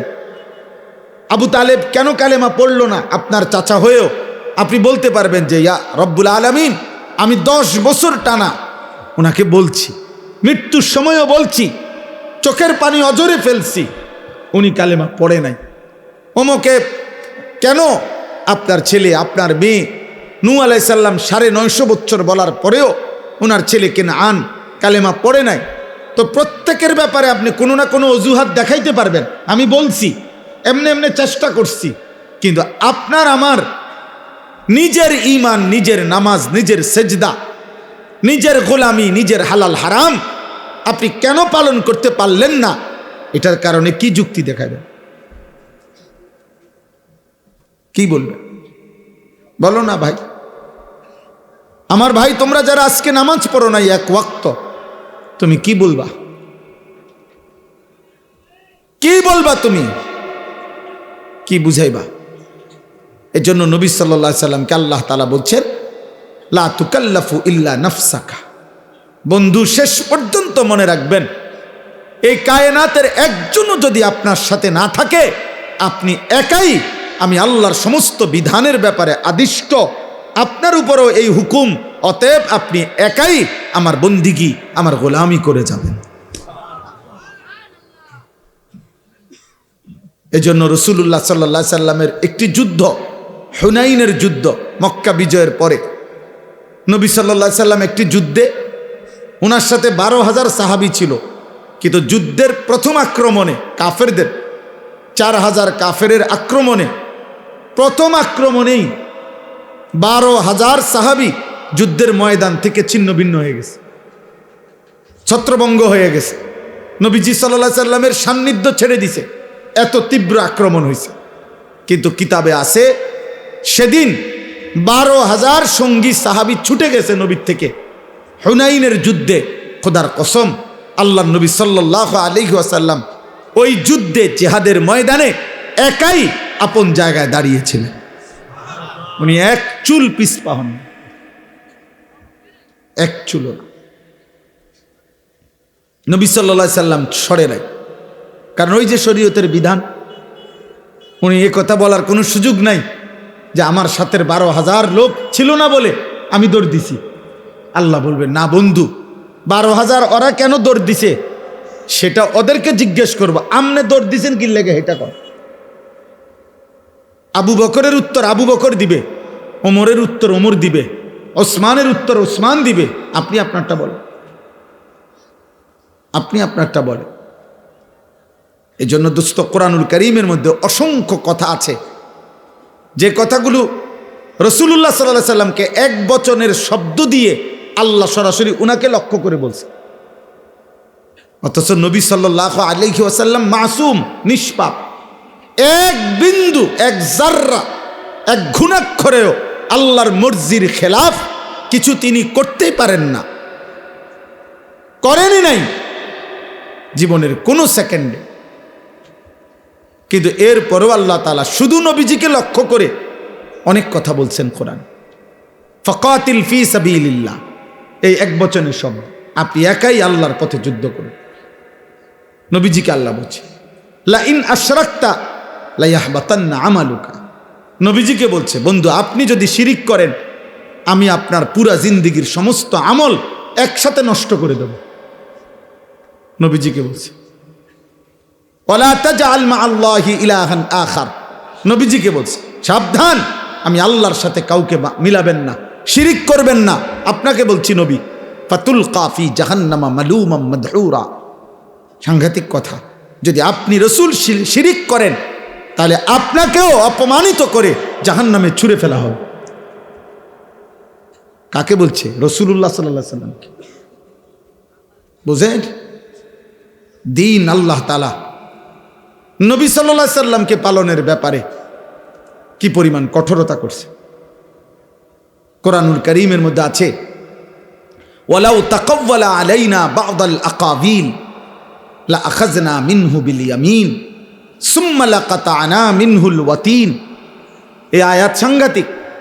তাফসীরের মধ্যে আছে, এই আয়াত যখন নাজিল হইছে, নবীজি কাঁপছে, কাঁপা উঠছেন নবীজি। আল্লাহ বলছে, বন্ধু, আপনাকে বলছি, আপনি আমার শ্রেষ্ঠতম রাসূল, মাহবুব আমার। আপনি যদি আমি আল্লাহর নামে একটা কথা, সামান্য বাজ, মানে কিছু সামান্য কথাও যদি বানিয়ে বলেন, আমি বলি নাই, আপনি আমার নামে চালাই দিলেন, আমি আল্লাহ বলি নাই, এমন সামান্য কথাও যদি আপনি বলেন, হাতটা দেন, আল্লাহ তাআলা বলছেন, আমি আপনার ডান হাত এভাবে টেনে ধরবো, ডান হাত টানলে মাথা আসবে, আর আপনার কল্লাটা আপনার শরীর থেকে আলাদা করে ফেলবে। আপনি পড়ে দেখেন এটা তর্জমা। নবীকে বলছে, নবীকে আমি আপনার হাত টেনে ধরব এবং আপনার গর্দান আপনার দেহ থেকে আলাদা করে ফেলব। কি অর্থ এটার? কাকে বলছে বুঝছেন এটা? তা আমাদের হালাত কি? কোরআনুল কারীমের মধ্যে আছে নবীজি সাল্লাল্লাহু আলাইহি সাল্লাম জীবনে একবার একজন অন্ধ সাহাবী নবীজির কাছ থেকে দিন শিখতে আসছে। নবীজি তখন মক্কার কুরাইশ কাফেরদেরকে দাওয়াত দিচ্ছিলেন। নবীজি ওনার দিকে তাকাইয়া ভাবছেন ও তো আমার পক্ষেরই লোক, আমার সাহাবী, তাকে আমি পরে বলি। তো ফলে ওনার থেকে চেহারা তাকাইয়া আবার ফিরে গেছেন, দিয়া কাফেরদেরকে দাওয়াত দিচ্ছিলেন। আল্লাহ তাআলা কোরআনুল কারীমের সূরা নাজিল করে নবী সাল্লাল্লাহু আলাইহি সাল্লামের এই আচরণ সংশোধন করে দিছেন। আল্লাহ বলছে, বন্ধু এটা কিন্তু ঠিক হলো না, ঠিক হলো না। আপনি আপনার একজন সাহাবীর দিকে তাকিয়ে চেহারা আবার ঘুরাইয়া ফেললেন। আনজা আহুল আমা, কি অন্ধ দেখা না? আল্লাহ বলতে কি ঘটনা, কি সে অন্ধ দেখা? নবীজিকে বলতেছে, নবীজিকে আপনার কাছে একজন অন্ধ আসছে, আপনি তাকে অন্ধ মনে করে ফেরত দিলেন, মূল্যায়ন করলেন না। কাজটা কি করলেন? ওরা যত মোটা তাজা হোক ওরা তো বেঈমান, এ যত দুর্বলই হোক এ তো ইমানদার। আপনার উচিত ছিল ইমানদারকে প্রাধান্য দেওয়া। আল্লাহ তাআলা সংশোধন করে দিছে। কোরআন শরীফে আছে কাল্লা ইন্নাহা তাযকিরা, সাবধান নবী, এটা আমি আল্লাহ আপনাকে উপদেশ দিলাম। এভাবে বলছি, তাফসীরের মধ্যে সব কিতাবে আছে। এই অন্ধ সাহাবীকে এরপরে নবী সাল্লাল্লাহু আলাইহি সাল্লাম যখনই দেখতেন আসতেছে, হযরত আব্দুল্লাহ ইবনে উম্মে মাকতুম রাদিয়াল্লাহু তাআলা আনহু উনারে দূরে থাকতেই নবীজি সাল্লাল্লাহু আলাইহি সাল্লাম আগের থাকতেই কথা বলতেন, মারহাবান, আহলান সাহলান, স্বাগতম, তুমি আসো, আগে তোমার কথা, পরে অন্য কথা, তোমার কথা কম, এইভাবে বলতেন। এই জন্য বাপ, আমার বলার উদ্দেশ্য হলো, এই আমি মোবাইলটা বন্ধ করতে বলছি এই জন্য, মূল উদ্দেশ্য হলো হয়তো মোবাইল দিয়া কাউকে দেখাইবেন, কাউরে দেখানোর দরকার নাই। বাপ নিজের জন্য গ্রহণ করেন, নিজের জন্য গ্রহণ করেন। আমি মরে গেলে দোস্ত, তুমি মরে গেলে, বাবা আপনি মরে গেলে, এই পৃথিবী যত আধুনিকই হোক, আপনার কি আমার কি? আপনার কি আমার কি? হায় মুসলমান, এটা বুঝেন না। আমার মৃত্যুর পরে যদি আমার বংশের সবাই সাদের দেশেও যদি ঘরবাড়ি করে, তা আমি কি? আমার তো নাই, আমি তো নাই, আমি তো কবরে, আমি তো কবরে। কিয়ামতের দিন যদি নবী সাল্লাল্লাহু আলাইহি সাল্লামের সুপারিশে, মনে করেন হাসরের ময়দানের 100 কোটি মানুষ কথার কথায়, তো সকলকেই আল্লাহ নবীর সুপারিশে জান্নাত দিছেন, শুধু একজন ব্যক্তিকে আল্লাহ তাআলা জাহান্নাম দিছে মনে করেন, তো সেই একজন যদি আমি আনিসুর রহমান হই, তাহলে বাকি সবাই জান্নাতে গেলে আমার কি লাভ? আমার কি লাভ তখন? ঠিক আছে, ওরা সবাই জান্নাতে গেছে, আমি তো জাহান্নামী হলাম। তখন বাকিদের জান্নাতে যাওয়ার দ্বারা জাহান্নামী ব্যক্তি এইটা নিয়ে বলবে, যাক আমি জাহান্নামে জ্বলতেছি, আমার ফুট তো বেহেশতে গেছে, এটা নিয়ে কইব আমি জাহান্নামী হইলাম আর কি, যাক আমার বউ তো জান্নাতে গেছে, এটা নিয়ে বলবে? বরং আফসুস করবে, আফসুস, আফসুস করবে। এই জন্য কোরআনুল কারীমের মধ্যে আল্লাহ তাআলা বলছেন, ইয়াউমা তুকাল্লাবু ওয়ুজুহুহুমুন নার, কিয়ামতের দিন জাহান্নামের আগুনে তোমাদের গাল, তোমাদের চেহারা, কড়াইয়ের উত্তপ্ত তেলের মধ্যে যেভাবে মাছ এই পিঠ ওই পিঠ করে ভাজে, খোদার কসম তোমাদের গাল, তোমাদের চেহারা জাহান্নামের আগুনের মধ্যে উলট পালট করে পোড়াইতে থাকবে। আর নাফরমান শুধু চিৎকার করবে আর বলবে, ইয়াকুলুনা ইয়া লাইতানা আতা'না আল্লাহ ওয়া আতা'নার রাসূলা, হায় আমার আফসোস, মন্দ কপাল, আমি যদি আল্লাহ এবং রাসূলের আনুগত্য করতাম। দোস্ত তোমাদেরকে বলি, বাবা নওজোয়ান, খুব বেশি ফুর্তি করছো, তোমরা খুব বেশি রঙের ঘুড়ি উড়াইতেছ, খুব বেশি তামাশা করছো। এই নতুন প্রজন্মের 14, 16, 18, 20, 25 বছরের কিশোর যুবক, তোমরা যা করছো, মুসলমানের সন্তান এমনটা মানায় না, উচিত না। মুসলমানের ঘরে এক মুসলিম মায়ের পবিত্র দুধ পান করে এত আত্মবিস্মৃত, আত্মভোলা, এমন আল্লাহ বলা, আখিরাত বলা হওয়া উচিত না আব্বা। এটা সুফল আনবে না, খোদার কসম না। আখিরাত তো নাই দুনিয়ার মধ্যেও। আমি বললাম পরিষ্কার, এই অব্যাহত নারী ছবি, জিনা, ব্যভিচার, মোবাইলের অস্থির দৃশ্য দেখা, উলঙ্গ নাচ গান দেখা, এক ওয়াক্ত নামাজ না পড়া নাফরমান আগামীর পৃথিবী তোদের জন্য কল্যাণ আনবে না। মনে রাখো, তোমরা অধিকাংশ কিশোর যুবক ছেলের চেহারা দেখলে পরিষ্কার বোঝা যায়, এই যেগুলা দাঁড়ায় আছো, বসে আছো, অধিকাংশই নওজোয়ান বেনামাজি। তোমরা, তোমাদের চেহারার মধ্যে নামাজের কোনো চিহ্ন নাই। বেনামাজি, বেয়াদব, বেনামাজি, বেয়াদব।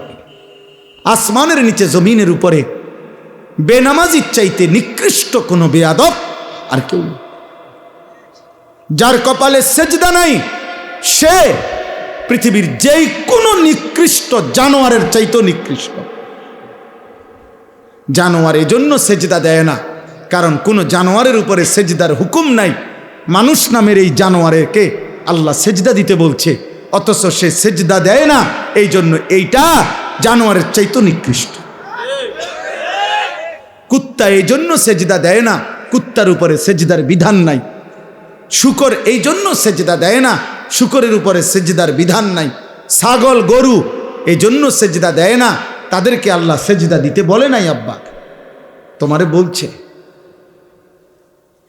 তোমারে বলছে বাপ।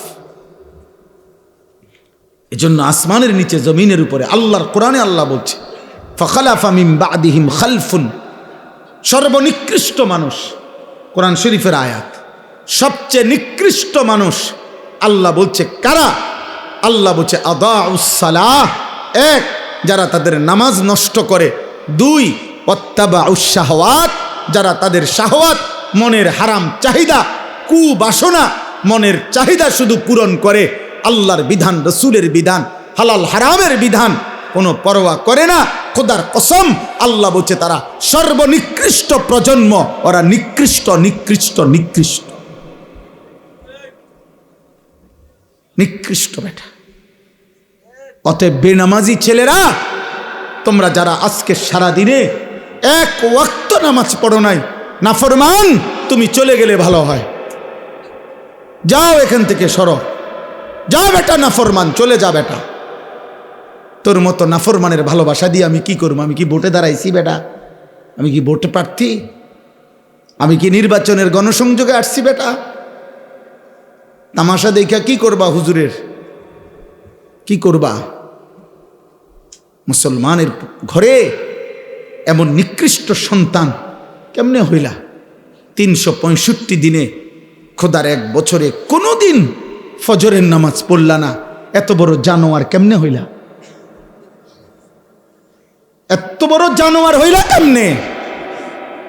তোর মা তোকে দুধ পান করায় নাই? তোর মা তোকে আল্লাহ চিনায় নাই? তোর বাপ তোকে বলে নাই? তোর মক্তবের হুজুর তোকে বলে নাই? তোদের গ্রামের মসজিদে আজান হয় না?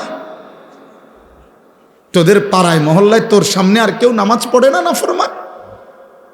তুই মুসলমানের ঘরে ঘুমাস না বেটা? তোর কোনো অভিভাবক নাই বেটা? হ্যাঁ, সিনেমার ওই নর্তকী তোর অভিভাবক বেটা? মোবাইলের ওই উলঙ্গ নারী, ফুটবলের খেলোয়াড়, ক্রিকেটের খেলোয়াড়, ইউরোপ আমেরিকার কোনো বেঈমান? বলো আব্বা, জন্ম মুসলমানের ঘরে, চুল রাখলা কেন বেঈমানের মতো করে? তোর আব্বা ভুলে গেলি কেন বেটা? এই নাফরমান, বাপ ভুলে গেলে তার পরিচয় থাকেনি বেটা। বল বেটা, একটা ছেলে বল, এই চুল কার মতো রাখছ বেটা? মাথা নোয়া এলে কি হবে বেটা? মুসলমানের ঘরে জন্ম নিছো কিনা বেটা, দাঁড়ায় বল বেটা। অপদার্থ মুশরিক বেঈমানের মতো, কোন ইহুদি বেঈমান, কোন খ্রিস্টান বেঈমান, কোন মুরতাদ, কোন আল্লাহর দুশমন, কোন বেঈমানের মতো চুল রাইখা মুসলিম পরিচয় দাও কোন লজ্জায়, কোন শরমে বেটা, কোন শরমে? ছি ছি ছি বেটা, ছি। সেজদাবিহীন কপাল যাদের, তোদের কপালে থুতু মারলাম, থু তোর কপালে, থু তোর কপালে থুতু দিলাম। তুই রবের দুশমন, ইসলামের দুশমন, আল্লাহর দুশমন। আমার নবী সাল্লাল্লাহু আলাইহি সাল্লামের 23 বছরের চোখের পানির কোনো কদর করলা না। আমার নবীর তায়েফের প্রতি ফোঁটা রক্তের কোনো কদর করলা না। আমার নবীর উহুদের ধান ধান শহীদ করা রক্তের কোনো কদর করলা না। যে নবী আমার পেটে পাথর বাঁধছে উম্মতের জন্য ক্ষুধার কষ্টে, হাসরের ময়দানে তিনি জিজ্ঞেস করবে, উম্মত তুই কি শুনুস নাই উম্মত, আমি না তোর জন্য তায়েফে এত রক্ত ঝরাইছি। মক্কার কাফের বেটা, নবীজির রক্ত মাখা তায়েফের রক্তাক্ত দেহ, মক্কার সবচেয়ে বড় কাফের উতবা, নবীর বড় দুশমন ছিল যে ব্যক্তি মৃত্যু পর্যন্ত, আবু জেহেল আবু লাহাবের সাথে উতবা নামে এই কাফের সর্দার সর্বপ্রথম আমাদের নবী সাল্লাল্লাহু আলাইহি সাল্লামকে তায়েফ থেকে নবী যখন ফিরে আসছে মাঝ পথে, রক্ত মাখা দেহ তখনও মুছে নাই। খোদার কসম কিতাবে আছে এই উতবা নবীকে দেখছে প্রথম এই কাফের সর্দার। এরই ভাতিজাত নবীজি আজকে 11 বছর নবীর বিরোধিতা করে গেছে মক্কায়, কিন্তু তায়েফ থেকে নবী ফিরে আসছে উতবার বাগানে, নাখলা নামক জায়গায়, মক্কা এবং তায়েফের মাঝামাঝি জায়গায়। নবী সাল্লাল্লাহু আলাইহি সাল্লাম যখন ঢুকছে তখন উতবা বাগানে ছিল। সে দূর থেকে তাকাইয়া দেখছে ভাতিজার সারা দেহে রক্ত মাখা, তায়েফ থেকে ফিরে আসছে। আল্লাহর কসম কিতাবে লিখছে, সে তো কালেমা পড়ে নাই, কিন্তু এই কাফের সর্দার নবীজির রক্ত মাখা দেহ দেখা চিৎকার দিয়া কাঁদছে আর বলছে, তায়েফবাসী আজ 11 বছর আমরা আমাদের ভাতিজার বিরোধিতা করি, কিন্তু কোনোদিন তাকে এভাবে মারি নাই। তোরা আমার ভাতিজারে কেমনে পারলি এভাবে মারতে?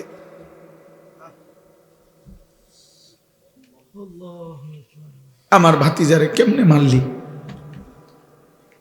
আমার এতিম ভাতিজারে কেমনে মারলি? আর তোদের চেহারা দেখে কি মনে হয় আব্বা? কার মতো চুল রাখলা?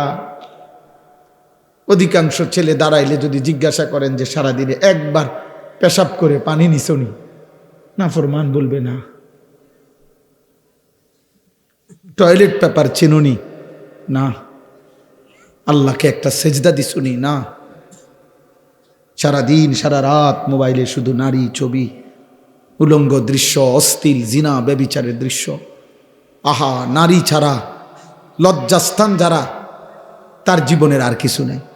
তার জীবনের একটাই যে লজ্জাস্থান যে একটা আছে, এটার চাহিদা পুরো। একটা পেশাবের রাস্তার কাছে এই কাপুরুষ হেরে গেছে। এই কাপুরুষ পেশাবের রাস্তার কাছে হেরে গেছে। এই কি যুদ্ধ করবে? এই ইসলামের জন্য কি করবে? এ তো সামান্য পেশাবের রাস্তার শাহওয়াত, লজ্জাস্থানের চাহিদা। এর জন্যই এই সারাদিন রাত নারী দেখে, ছবি দেখে, উলঙ্গ দৃশ্য দেখে। এ কি খাবারের চাহিদা পূরণ করে এটা দিয়া? তৃষ্ণার চাহিদা পূরণ করে এটা দিয়া? শরীরের মধ্যে সুস্থতা আনে এটা দিয়া? ভিটামিনের জন্য এটা? তো কি চাচা বলেন? তার লজ্জাস্থানের চাহিদা। আর কি? তাইলে বেটা কাপুরুষ, তুই বেটা পেশাবের রাস্তার কাছে হারিয়ে গেছ। তোর মতো আকামলা দিয়া পৃথিবীতে হবে কি বেটা? বল বেটা।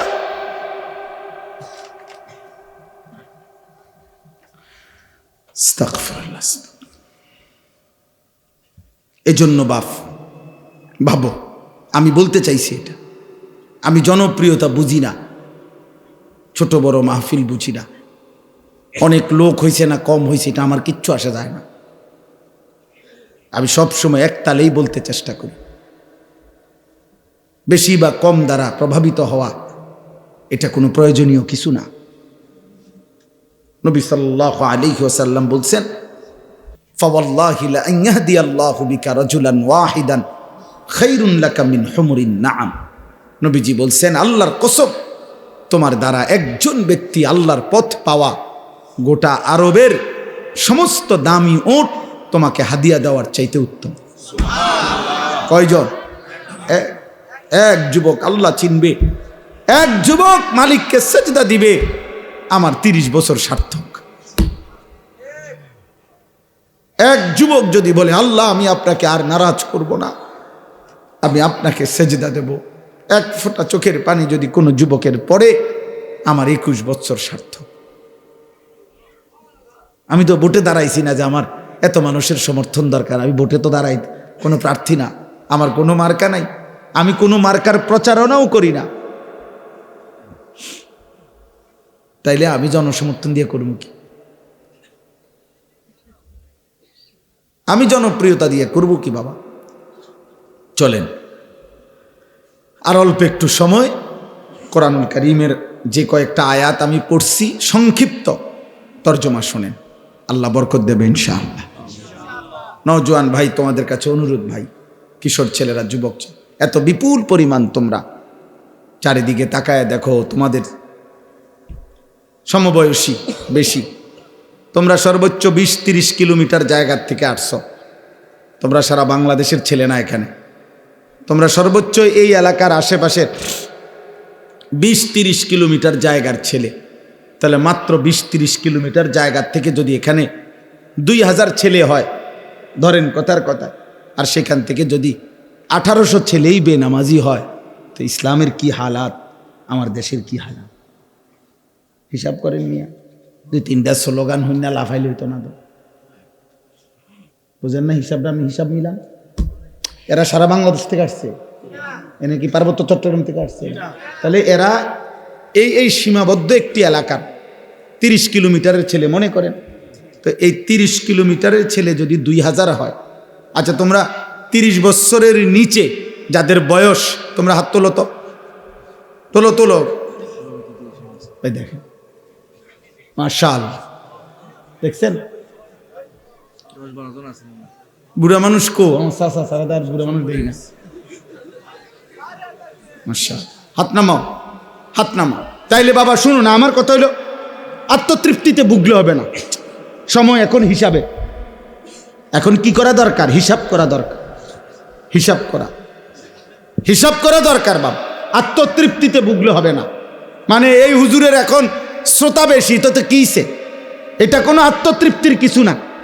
স্লোগান দিছে, উড়াইয়া লাইছে হুজুরে, যেই স্লোগান দিছে না, এটা কিছু না, এটা কিছু না, হিসাব করা দরকার।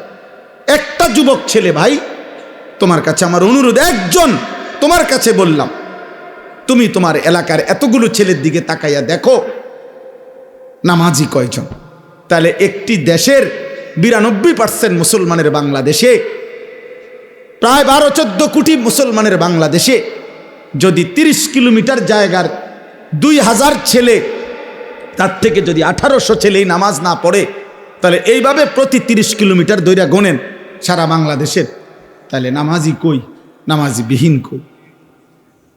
তো সেজদা বিহীন ইমানের শক্তি আসবে কোত্থেকে? সেজদা বিহীন আল্লাহর জন্য জীবন দেওয়া অকাতরে দেশের জন্য, ইমানের জন্য এই হিম্মত সেজদা বিহীন আসবে না। স্লোগান দেওয়া যাবে, শহীদ শরীফ ওসমান হাদি রহমতুল্লাহ আলাইহি, এই ইমানদার যুবক, 33 বছরের যুবক, সে বারবার বলছে আমি শহীদের মৃত্যু চাই, আমি প্রথম কাতারে সর্বপ্রথম গুলিবিদ্ধ হতে চাই। সে বলেছে সে দেশের জন্য আমি আমার শেষ রক্তটুকু দিতে চাই। এই যুবক ইমানদার ছিল, 5 ওয়াক্ত নামাজ পড়তো প্রতিদিন, খোদার কসম সে ফজরের নামাজ জামাতে পড়তো। তার বাবা আলেম ছিলেন, সে নিজে হাফেজে কোরআন ছিল, ফজরের নামাজের জন্য ক্যাম্পেইন করত, বন্ধুদেরকে উঠাইতো, ফজরের নামাজ সহ 5 ওয়াক্ত নামাজ জামাতে পড়তো। যেদিন গুলিবিদ্ধ হয়েছে সেদিন সে জুমার নামাজ পড়েই এই প্রথম ঘর থেকে, মসজিদ থেকে ফিরছিল, তো এরপরে গুলিবিদ্ধ হয়েছে। আমার বন্ধু, এই যুবক আল্লাহর কোরআন পড়তে পারতো বিশুদ্ধ, রসুলের হাদিস পড়তে পারতো বিশুদ্ধ, তার মা পর্দানশীল, তার স্ত্রী পর্দানশীল, তার ভাই বড় আলেম, তার বাবা বড় আলেম, সে নিজে হাফেজে কোরআন, সে আগে মাদ্রাসায় পড়ালেখা করছে। আল্লাহ তাআলা এই জন্য বলছে, যুবক, দেশপ্রেমের কথা তো অনেকেই বলে, মাতৃভূমির কথা তো অনেকেই বলে, রাজনীতির লম্বা লম্বা স্লোগান, বক্তৃতা, বিবৃতি অনেকেই তো মারে, কিন্তু আমি আল্লাহ তোর কলিজায় ঈমানও দেখলাম, দেশপ্রেমও দেখলাম, দুইটা আমি একসাথে গ্রহণ করে। তুমি হাদি চেয়েছিলে মাত্র 500 ভোট, সে বলেছিল এইবার আমি প্রার্থী হয়ে মাত্র যদি প্রথমবার 500 ভোট পাই তাইলেই আমি ভাগ্যবান মনে করব। আর শাজিমের মালিক আল্লাহ বলে, তোর ফজরের সেজদার বদৌলতে আমি আল্লাহ 18 কোটি মানুষের সমর্থন তোকে দিয়ে দিলাম, যা। সে চেয়েছে 500 সমর্থন, আল্লাহ বলছে যা, 18 কোটি মানুষের সমর্থন যুবক তোমার জন্য দিলাম। কত হাফেজ, কত আলেম, কত মুফতি, কত মুহাদ্দিস, কত ফকিহ, কত পীর, কত বুজুর্গ, কত আউলিয়া, কত হাফেজে কোরআন, তালেবে এলেম, 90 বছরের বুড়া, 4 বছরের বাচ্চা, সবাই এই ইমানদার যুবকের জন্য অঝরে চোখের পানি ফেলে কাঁদছে। কাঁদছে কিনা বলো ভাই? আজকে আমি তার কবর জিয়ারত করছি, আজ আমি তার কবর জিয়ারত করে আসছি 11টা, 11:30টার দিকে। আপনার তখন আরেকটু পরে, আপনার তখনও দেখছি অজস্র মানুষ তার কবর জিয়ারত করতেছে। যেই দাঁড়ায় রয়েছে আমি তাকায় দেখলাম সব কাঁদতেছে, সব কাঁদতেছে, সবাই কাঁদতেছে। আমার ভাই, তার তো ব্যাপক কোনো দীর্ঘদিনের রাজনীতি করে নাই, কোনো টাকা পয়সা খরচ করে নাই, কিন্তু তার মধ্যে ইখলাস ছিল, ইমানের মধ্যেও বিশুদ্ধতা ছিল। দেশপ্রেম বলতে যা বলছে, স্বাধীনতা, সার্বভৌমত্ব, আজাদির কথা, মাতৃভূমির স্বাধীনতার কথা, নিরাপত্তার কথা, সে ভারতীয় আধিপত্যবাদের বিরুদ্ধে সে একাই বলেছে। যদি কেউ না বলে আমার প্রতি ইঞ্চি জমিন আমার সীমান্তের হেফাজতে, আমি হাদি একাই বলে যাব। সে প্রমাণ করেছে আমি হাদি একাই বাংলাদেশ। হ্যাঁ, কেউ না থাকুক আমার, আমি বলেই যাব, আমি বলেই যাব। এই জন্য আল্লাহ তাআলা এত কোটি মানুষের চোখের পানি তার জন্য ঝরাইছে যুবক। এই জন্য যুবক ভাই, তোদেরকে বলি, মরিলে এমন মরা ময়ূর, বাঁচলে এমন বাঁচা বাইছ। যে মরণে চোখের পানি ঝরে, যে মরণে হাফেজ কাঁদে, আলেম কাঁদে, যে মরণে ইমাম কাঁদে, মুয়াজ্জিন কাঁদে, যে মরণে মুফতি কাঁদে, পীর কাঁদে, বুজুর্গ কাঁদে, সবাই কাঁদে, এমন মরাই ময়ূর। নারী দেখতে দেখতে ময়ূর না, ছবি দেখতে দেখতে ময়ূর না, আব্বা উলঙ্গ নাচ দেখতে দেখতে ময়ূর না, সেজদাবিহীন আল্লাহর নাফরমানি করে করে যদি মরে যাও আব্বা, তওবা না করো, আল্লাহ যদি মাফ না করে, খোদার কসম আখেরাত তো মিলবেই না। দুনিয়া, এই নাফরমান সন্তান, মনে রাখিস আব্বা, দুনিয়া কোনো জানোয়ার তোকে স্মরণ করবে না। মানুষ তো দূরে থাক, নাফরমানকে পৃথিবী মনে রাখে না, পাপীকে পৃথিবী শ্রদ্ধা করে না, দুনিয়া নাফরমানকে সম্মান করে না। দুনিয়া ভোগ করা যায়, দুনিয়া ফেরাউনও ভোগ করছে, কিন্তু আজকে কোনো মানুষ পৃথিবীতে ফেরাউন এই নাম কোনো কুত্তার নামও রাখে না, নমরুদ এই নাম কোনো মানুষ কুত্তার নামও রাখে না, আবু জাহেল এই নাম কোনো মানুষ, আমার নবীর এই দুশ্মনের নাম কোনো কুত্তার নামও কেউ রাখে না। আবু লাহাব আমার নবীর এই দুশ্মনের নাম পৃথিবীর মানুষ কোনো কুত্তার নামও রাখে না। নাফরমানের নাম থাকে না। এ বাতে খাইতে বা, এ বেডি সাইবারি, হ্যাঁ চাও, অসুবিধা কি? দেখো নর্তকী, দেখো জিনাবে বিচারের দৃশ্য দেখো, নিজের হাত নিজের লজ্জাস্থানে নাপাক ব্যবহার করে নাপাক করো, বীর্যপাত হচ্ছে, অস্থিরতা করছো, নিজের শরীর নাপাক। হ্যাঁ, একদিন দেখবা আর ঘুম ভাঙ্গে না, একদিন দেখবা চোখ বন্ধ হয়ে গেছে, এই চোখ আর খুলবে না, আর খুলবে না, আর খুলবে না। সেদিন বুঝবা স্বার্থপর এই দুনিয়া কাউকে মনে রাখে না, কাউকে না, কাউকে না, কাউকে মনে রাখে না।